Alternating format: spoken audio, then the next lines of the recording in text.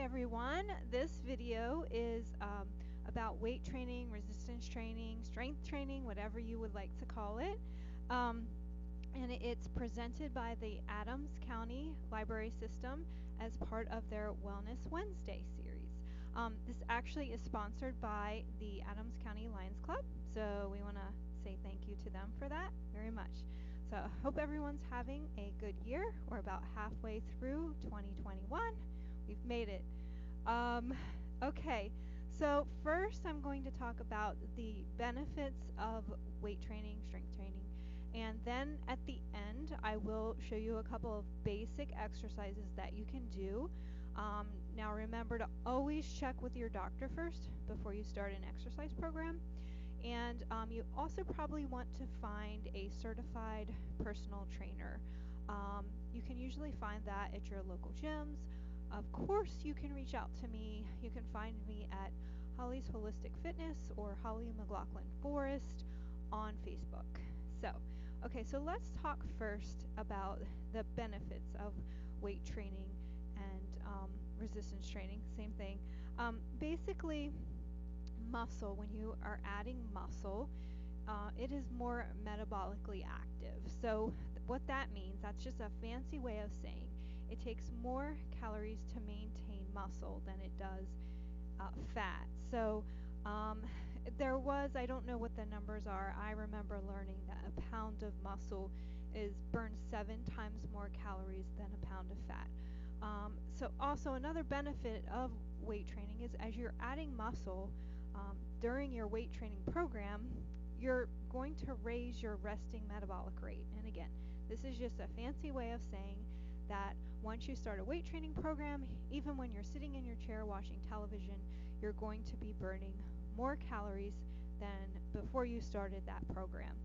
So lots of reasons. That's the first one I'm going to go over. The second benefit of weight training is that it has a higher excess post-oxygen consumption than other types of exercise. That is just a fancy way of saying that even after your weight training program for 72 hours, you're burning more calories in order to get your body back to homeostasis. So there's a lot of repair that has to happen after a weight training program, and that burns a lot more calories than, say, like a regular walking program.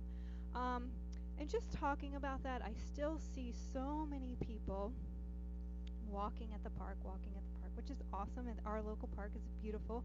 And I see people are just so much more likely to run or walk, and they're not really comfortable starting a weight training program. And really, when you're looking to improve or maintain your metabolism, the weights are just the most effective way to do that. So just like a little side encouragement there. So studies have shown that for every decade after 25, I believe it is. I know it's in your 20s. I believe it's 25. So every decade after 25, you're losing 5 pounds of muscle. And at the same time, you're putting on 15 pounds of fat. So that's pretty significant. And I've seen this, and I'm sure everyone has seen this kind of play out in real life. So people that tend to, keep active, keep exercising, not just with the weight training, but just more active in general, they tend to kind of maintain their weight a little bit easier than people who just kind of decide they're at an age where they don't want to keep fit.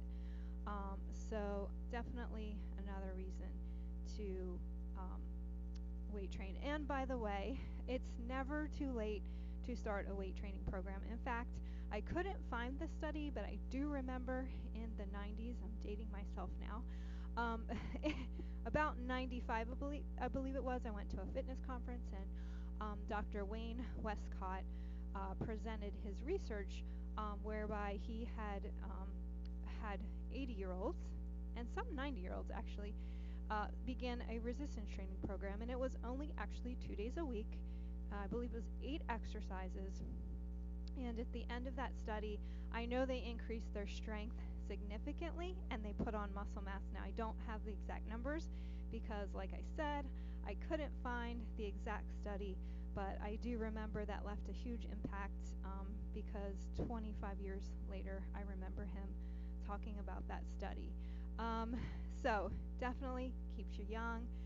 Uh, Weight training helps you maintain your independence. So you want to be able to get up from a seated position. So you have to keep the lower body muscles strengthened so that you can get up from your chair. Um, Also, if you would happen to need to pull or reach for things on a shelf, you want to make sure you have the strength to do that. For everyone, most people that I've talked to, and I've been doing this for 25 years, they notice that after they begin a weight training program, and most of the people that I've worked with have done 2 times a week. I really encourage people to do 3 times a week, but pretty much everyone that has started a weight training program was very pleased with how they were able to go about their daily activities, and they wouldn't find themselves getting as fatigued. They were able to get up and down their stairs easier.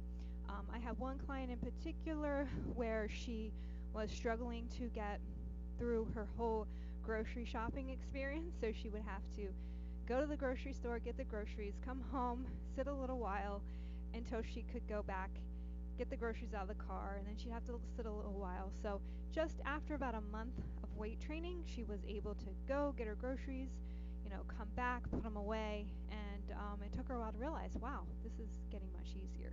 So it definitely helps, um, you know, give you a little bit more energy. You don't have to work as hard when your muscles are strong to lift things and carry things around. It also helps with balance, strengthening your muscles and weight training. It helps with coordination because, of course, you're moving a joint through a range of motion, so your body gets used to that and is well familiar with that pattern, and your brain doesn't have to think about it as hard.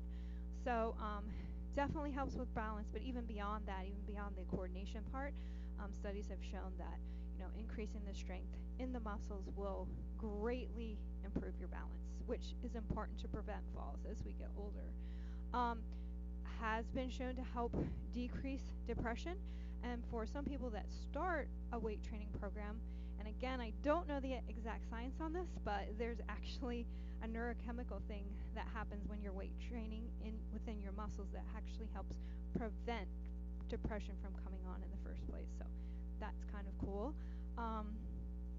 Also, it helps increase self-confidence, and pretty much everyone, but they found this especially in women, in particular, women who had been abused when they started a weight training program. Their confidence and self-efficacy, meaning they could do things by themselves and not have to ask for help, increased tremendously. It's also been shown to help with cognition, which who doesn't want that? Help with memory, brain function. Of course, it helps maintain, or in some cases, increase bone density. It helps increase insulin sensitivity. So that also helps prevent obesity because, unfortunately, as we get older, we lose that insulin sensitivity. So the insulin is that hormone that when you eat and your blood sugar goes up, you have the sugar basically running around your bloodstream, and the insulin comes in and takes that sugar out of the blood and into the cells to be stored for energy later. So I think we all know the importance of that, having good blood sugar regulation. So strength training helps with that. It also helps improve your sleep. It actually, again, there's a chemical process whereby strength training increases adenosine, which is a biochemical that helps you sleep. So the only thing I would say about that, and this goes for every kind of exercise, you don't want to exercise too late at night because it might amp you up and prevent you from sleeping. In fact, you get the most benefit from weight training or resistance training if you do your program in the morning. It just, again, with that 72 hours of calorie burn, it helps you burn more calories your whole day through. I've also had clients tell me that after their weight training program, they've kind of got this burst of energy or motivation. So a lot of them will do their weight training program and then clean their house or go run the errands. And the reason that is, another benefit of resistance training, is that it increases dopamine, which is our go and do um, neurotransmitter. It makes us want to go and do stuff. So another reason why strength training is very good for us. Last but not least, so this is something I just found in a recent study by Dr. Andrew Huberman, who is at Stanford. What they found was that after weight training, our human growth hormone, which is the hormone, I think most of us are familiar with that. It's the hormone that keeps us young, helps us recover faster. Um, it's good for, it's pretty much considered the ageless hormone. So, unfortunately, then some people abuse that. Um, but anyway, you can naturally increase your human growth hormone a couple of ways, and weight training in particular is an excellent way to increase your human growth hormone. In fact, weight training, if done properly, can increase your human growth hormone by 300 to 500%. Yes, those numbers are correct. I actually double checked. I couldn't believe it. So that is like an incredible benefit of weight training. Human growth hormone, 300 to 500%. Now there are some caveats to that. The first being that your blood glucose shouldn't be too high when you begin the weight training program. So you don't want to eat and then right away go into your weightlifting, or you're going to blunt the effect of the human growth hormone. So that makes an argument against all these sugary sports drinks that you see, unfortunately, athletes do promote, but definitely Gatorade has a good bit of sugar in it, so you want to definitely stay away from Gatorade when you're lifting weights if you're trying to get that 300 to 500% boost in human growth hormone. And by the way, it's boosted during your weight training program and the following night when you go to sleep. So I'm sure that's some complicated science, and I won't get too far into that, but that's awesome. You're getting like 300 to 500% boost human growth hormone twice, as I said, if you do it under the proper conditions. Also,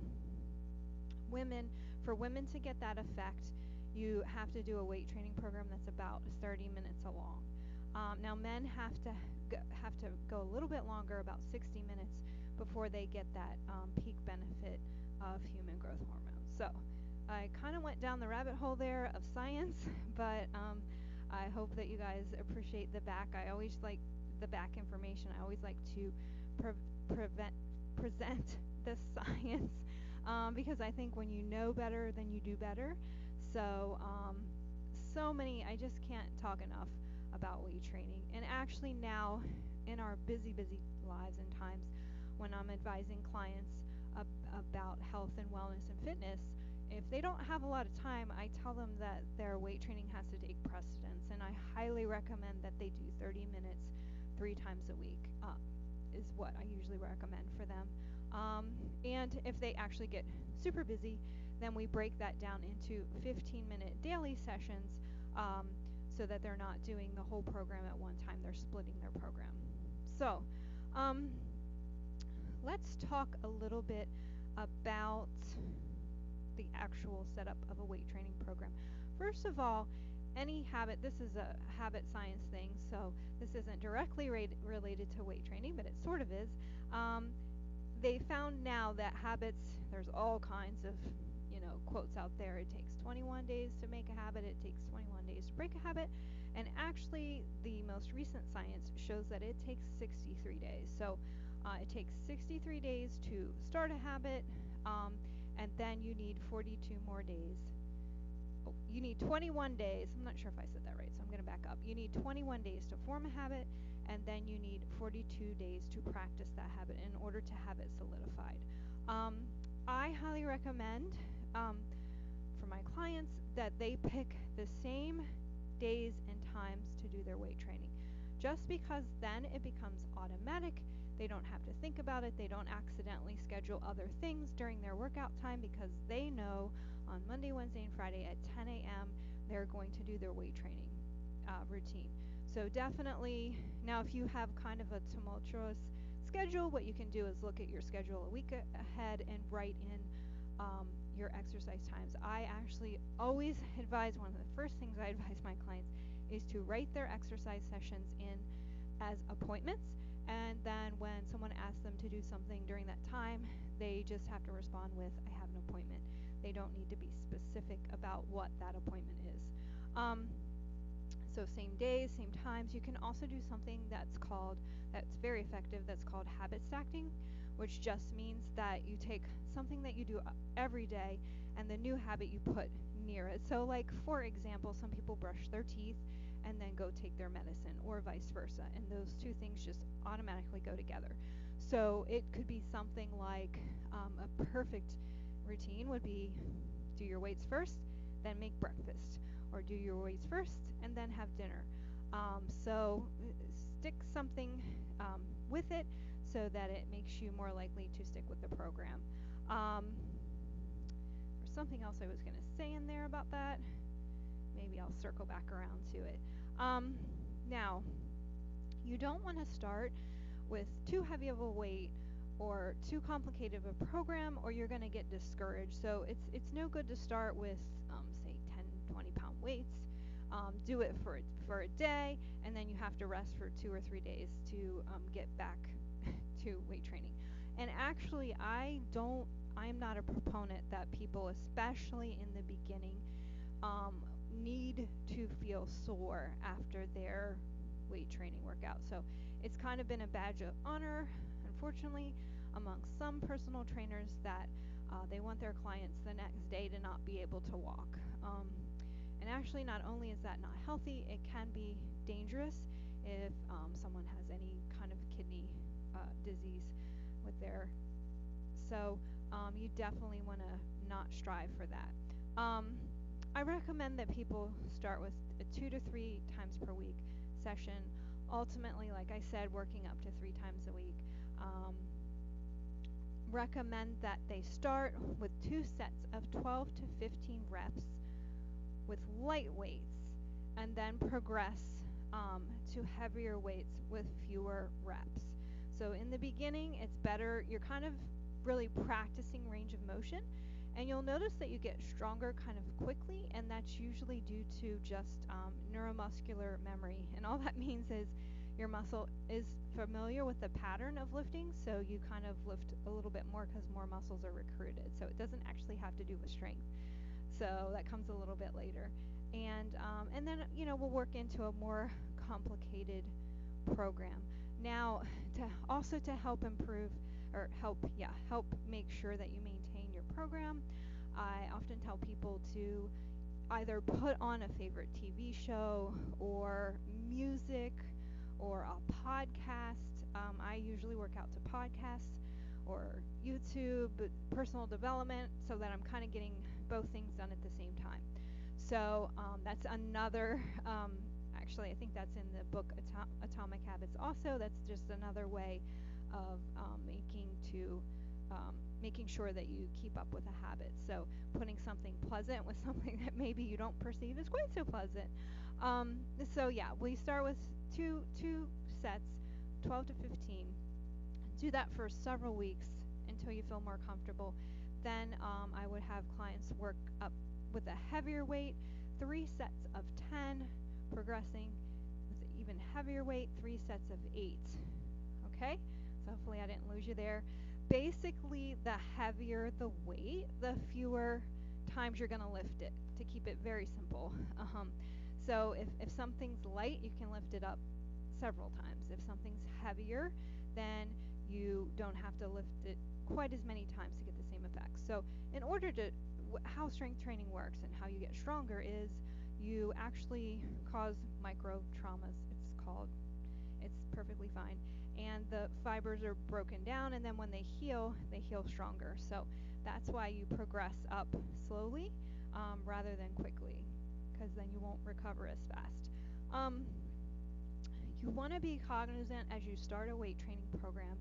You cannot get stronger if you don't have enough protein. And there's so much information out there on protein.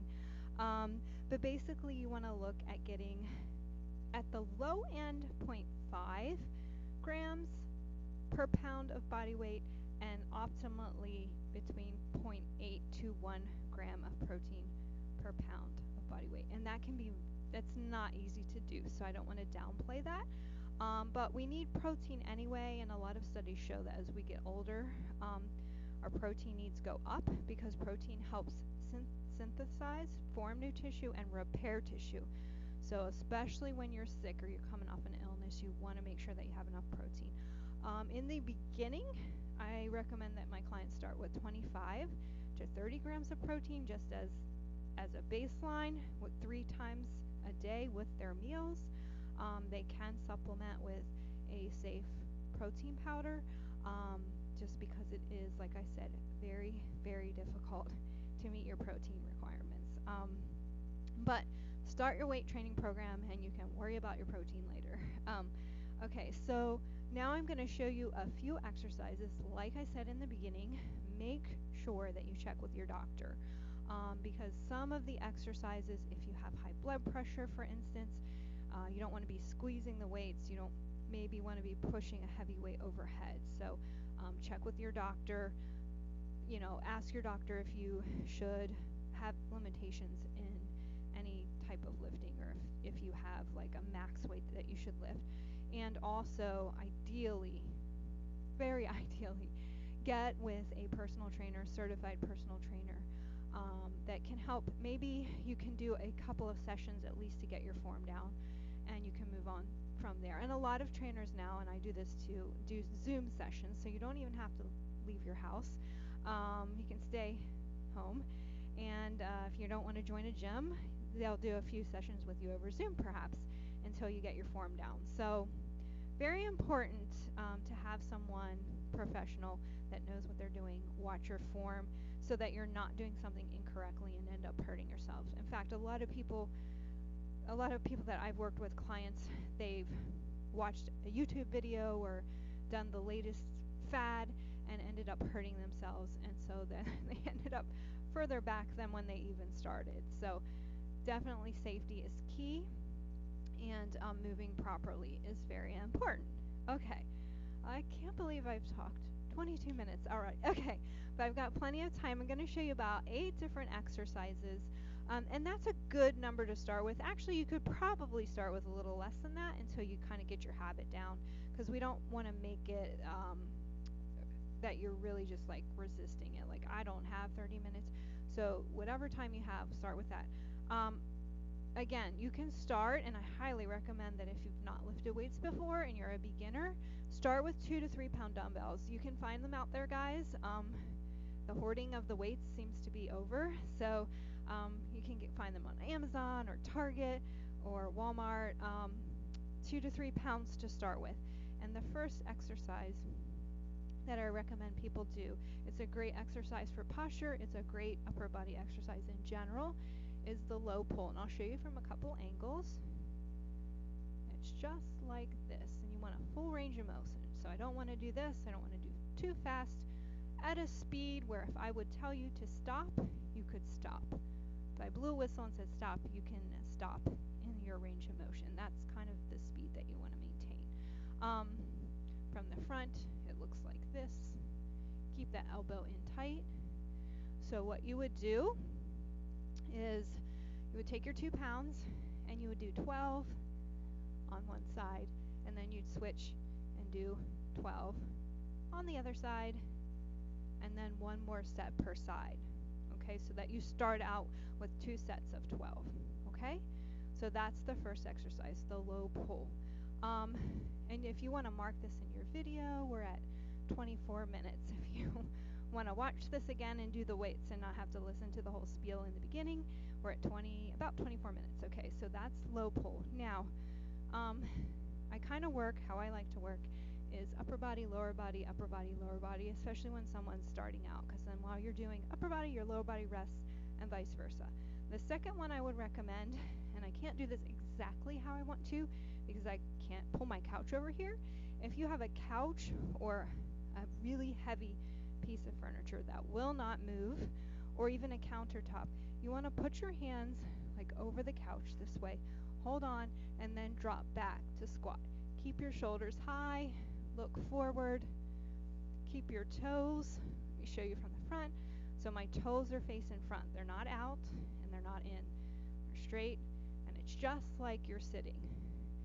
Keep your weight way back in your heels. You can do this even more easily if you're holding on to something that allows you to drop down and back without falling. So again, you want to do 12 to 15 2 sets. The next exercise is a shoulder press. Again, use 2 pounds, especially when you're starting this one. And check with your doctor, especially if you have high blood pressure. You'd need to count like this. Let me back up. 1, 1, 2, 2, until you get to 12. Make sure your palms are facing out and not in. And you do one at a time when you're lifting overhead, just to protect those cervical vertebrae, the neck vertebrae. There are times in your life where you are going to have to reach 2 arms at a time, but this is not the time for that.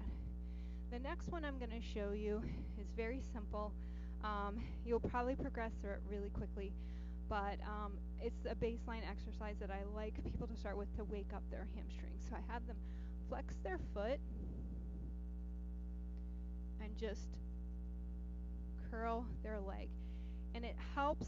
The best way to add resistance when you're just starting with this exercise is imagine someone's trying to push down on your heel as you're pulling up. So you would do 12 on that side, 12 on the other side, until you've done 2 sets of 12 per side. That's to work the hamstring muscle right here. Also an important muscle for sitting down and coming up. Okay.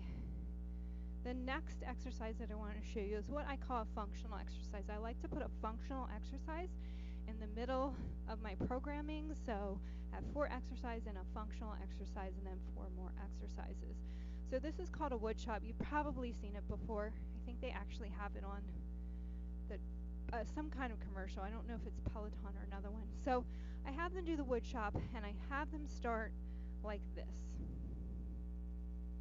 Okay, so from the side it looks like this.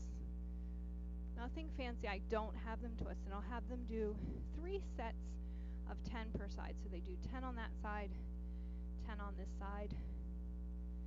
Okay, later I have them add some up and down motion. See how I'm moving from one side to the other. And then finally I'd have them actually do a lot of twisting. Okay, but start like this. And like I said, consult your doctor, consult your trainer if you want to do more complicated exercises. Okay, where are we? Perfect. Okay, the next one, very important muscle, your bicep. It's those grocery carrying muscles when you're trying to make one trip from the car and you've got 5 bags on each side. Not a good idea, by the way. So I often have people start with a hammer curl. I have a few clients that have some wrist issues, and this is a very safe way to work your biceps. So weights are held this way rather than this way, just like this. Bicep curl. Another very important one. As we get older, our glute medius, which is the muscle that is the swing through muscle that helps with our gait, it weakens significantly. So an excellent exercise to do with that is this. You kind of make sure the supporting leg you're standing on is bent and your toes pointed in, and you lift out to the side. When you're beginning, I put the chair on the other side. When you're beginning, you're going to do 2 sets of 12 per side, and then you can make this more difficult by adding more reps. There's also a way to make it more difficult by adding a resistance band, a loop resistance band, but I won't get too much into that. One more exercise, guys, to round out your 8 is the tricep kickback. Remember, you're starting with 2-pound dumbbell. You're set up just like the low pull, except you're gonna keep that elbow up and just extend this way. Now, if you have some shoulder trouble, what you can do is just drop that elbow and kick this way. You're still going to engage the tricep. It's going to be a little bit easier, but you don't want to hurt that shoulder. So you would do 2 sets of 12 per side. Okay, so I hope that you found that helpful. Of course, you want to do some stretching afterwards. And maybe that'll be in the next video. So make sure you stretch the muscles out after you're done. Again, highly recommend that you check with your doctor first and check with a certified trainer. So thanks, guys. Have a great rest of your summer. Bye-bye.